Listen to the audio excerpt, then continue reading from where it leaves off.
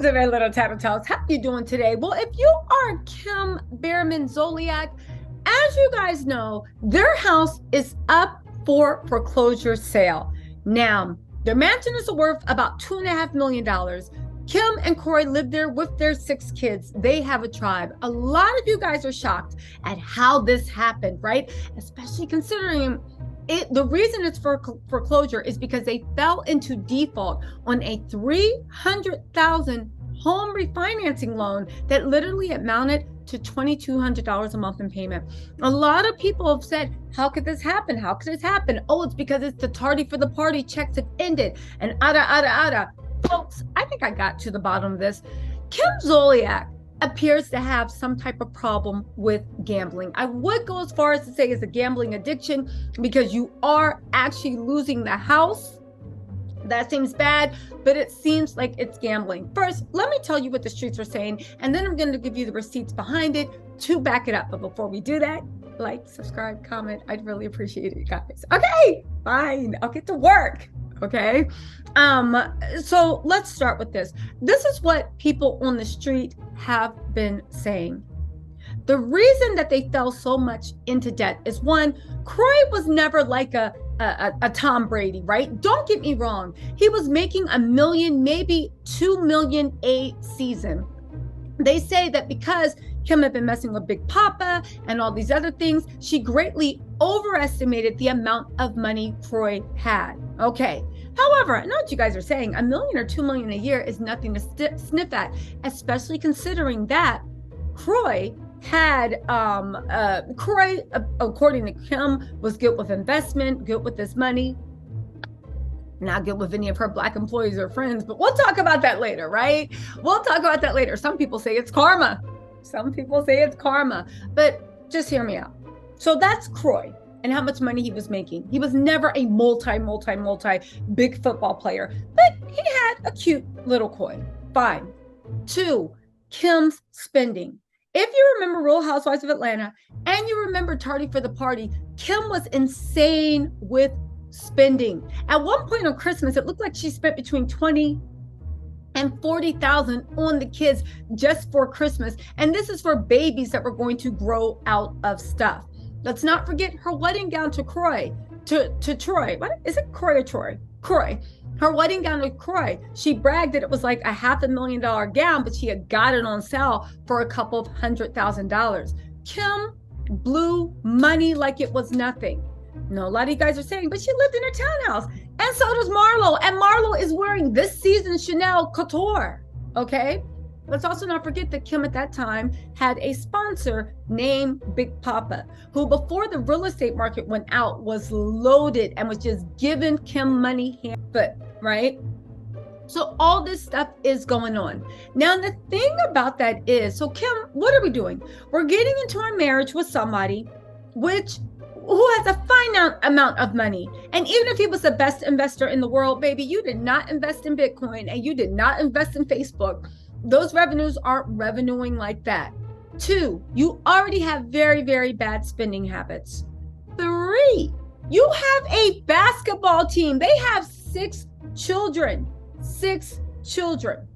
Also, they have to finance the oldest 2 daughters' plastic surgery, trips to Dubai, and whatever else she's doing, because of course she wants her daughters to hook big fishes. Kim was, I don't know if she was raised to be a kept woman, a rich man's beautiful wife that just spends money, smokes cigarettes, and just whatever, but she's trying to raise her daughter to be in the image that she would like to be raised. So that is already financial stress for anybody.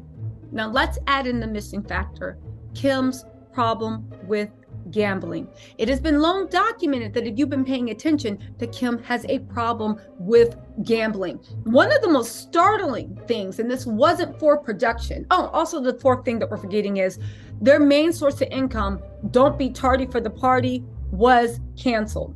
It was canceled. Now, at one point, Croy might have been the main breadwinner, but when she left Real Housewives of Atlanta, which makes me think you shouldn't have left Real Housewives of Atlanta because Shout out to the OGs that give up their career to be some man's rich wife when the money runs out. But it's starting for the party. Even though she wasn't paid a lot, they were paid enough to at least front on their lifestyle. Combined with whatever investments they had, it seemed good. One of the things jumped the shark. Kim started acting like she was a psychic. I lie to you not. Go to her Instagram. She advertises psychic like coach, psychic this. There have even been people that were in her Instagram comments talking about, my child's been missing. Do you think I can help? You can help me find them. And Kim literally said, absolutely, book an appointment. Kim has no shame. She going to HE double hockey sticks for that one. But let's get into the part of that was documented, right? She became the subject of many people's sleepless nights when, I think it was Don't Be Tardy, season 8, episode 3, Nirvana, Nevada. Do y'all remember that episode? I remember that episode. Let me take you through it, right? She said, I was curious, so I streamed the episode. Let's see. Hold on, guys. Okay, so the family arrives on an RV road trip to Las Vegas. They walk into this huge suite. First thing Kim says is, yeah, that's cute, but I'm not even going to be here, so it really doesn't matter. And she makes a beeline to the casino floor. Now, she shows all the signs of having a very, very, very bad gambling addiction. 1, she sacrificed 11 hours of sleep. 11 hours of sleep. And get this, Kim seems like if they had let her go on more, she would have been on that casino floor even more. She literally only left because she had to go film a scene out in the Grand Canyon, right? She chose to stay up all night, switching from gaming machine, slot machine, poker, cards, anything that was gambling. She was rotating. Okay. Now, Brielle also didn't sleep that night because she was keeping her mom company. Kim was literally using at the $100 slot machines. Now, Croy gave everybody this huge thing about, y'all better be back in this RV because we're going someplace, blah, blah, blah, blah, blah. And she said that they were leaving Las Vegas. Croy said, we're leaving Las Vegas at 8 a.m. sharp to go see the Grand Canyon. Guess what time Kim crawled off of the gambling floor? At 7:58, right? It was 7:58. You could see Kim's eyes glued to the slot machines. And she was going off on everyone, including Croy, who reminded her that they had to leave soon. He had to go into the slot machines to get that woman so they could go film their reality TV show. Go watch the show. Kim was glued. And Kim, I don't care what y'all say, Kim's not that good of an actress, right? Now here's the thing. She is referred to gambling as her therapy, her slice of heaven, right? Croy hits back. What therapist would tell you that 11 hours of gambling is good for you, right? She literally spent $250K on gambling, and it caused them to go into a little bit of debt. She spent $250K on gambling. All right. Woo! Kim, when she cannot get to Vegas, has already documented that she purchases anywhere between $1,000 and $2,000 of scratch-offs from gas stations at one time. She brags about this. Does this seem normal to you? Let's keep going. The producers asked on that episode if Kim's children knew what mommy was up to in the casino, right? One of her kids responded, yes, it's where she goes to get money. It's where mommy goes to get money. Now, at the end of the episode, the producers also asked Kim if she managed to win big or leave empty-handed. She hesitated. Then she said, neither. She's more or less, like, she's like, I'm more or less like left with what I came with, right? Croy snorted, and Kim looked away and drank from a red cup. Now, her history of gambling addiction is evident. It's a lot. 11 hours in the casino. Her husband, think about it. 11 hours glued to a slot machine. The cameras weren't with her. I don't even think cameras are allowed on the casino floor for more than a certain amount of time. The fact that her daughter had to spend time with her, the fact that she didn't care about seeing her kids. Kroy had to argue with her to get her to go to the Grand Canyon. Even finagling with the producers to get them to take a road trip to Las Vegas was also she could blow $250,000 in under 11 hours. Kroy couldn't control her gambling habits, and she couldn't balance her family time with her gambling time. Listen, and it seems she lost way more than she won, and that resulted in a debt of $250,000. Let's also not forget, right, the episode of It's Tardy for Her Party where she went to the casino and she took out $25,000 in cash to gamble.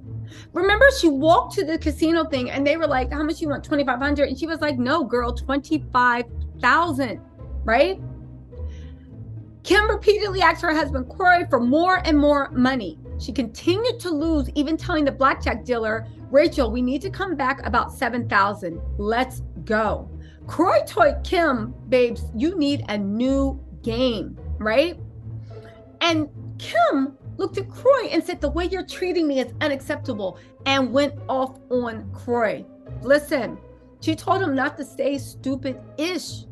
The casino fight was super intense, and everybody seemed to be in a very, very bad mood. You guys, again, I don't know what to say except for this, and I will stand by this. Anybody that knows anything about gambling addiction, even the fact that their house is being foreclosed on for a $300,000 loan, what does it sound like? Right now, this is my speculation right now.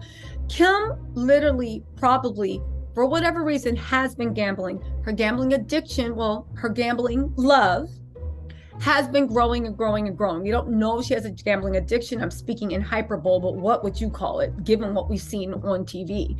I will say this, right?